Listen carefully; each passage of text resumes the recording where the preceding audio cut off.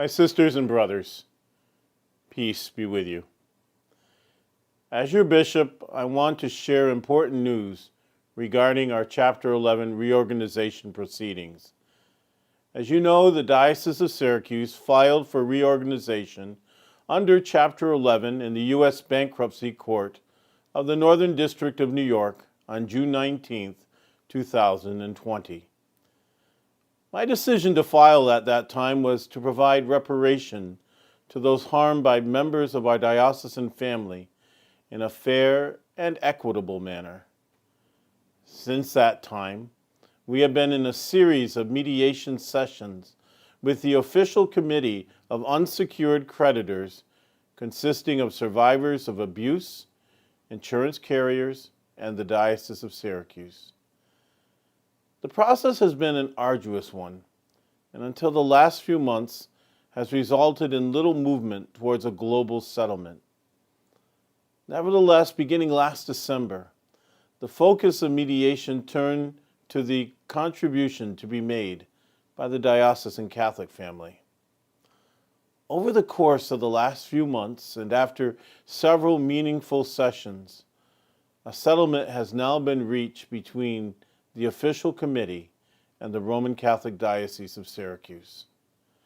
We have agreed that the Catholic family will pay $100 million to a victims' trust fund, which will provide payment to all survivors of sexual abuse by clergy, religious, lay employees, and volunteers. This does not yet include contributions from the insurers, which will be in addition to the $100 million contribution. I can tell you, as shocking as the settlement amount may seem, more appalling and heartrending to me is the pain and mistreatment experienced by the survivors of child and adult sexual abuse at the hands of those they thought they could trust. As the present leader of the Roman Catholic Church of Syracuse, I cannot apologize enough for the abuse which happened or for any neglect in dealing with it. This is why the final settlement will include commitments meant to strengthen our safe environment protocols to further ensure the safety of our children and vulnerable individuals. The Catholic family contribution will come from three sources. The diocese itself will contribute $50 million. The parishes together will contribute $45 million, and other diocesan entities will contribute a total of $5 million. You may ask, why should parishes and other entities join in the settlement? The majority of our parishes and some of our other entities are individually named in lawsuits and claims, placing them at significant risk of direct liability in state court actions. The litigation cost, settlements, or jury awards would far exceed the resources available. By contributing to the Victims' Trust, parishes and other entities will have their individual claims settled in the same way as the diocese through what is called a channeling injunction. Thus, all claims will be settled from the same fund.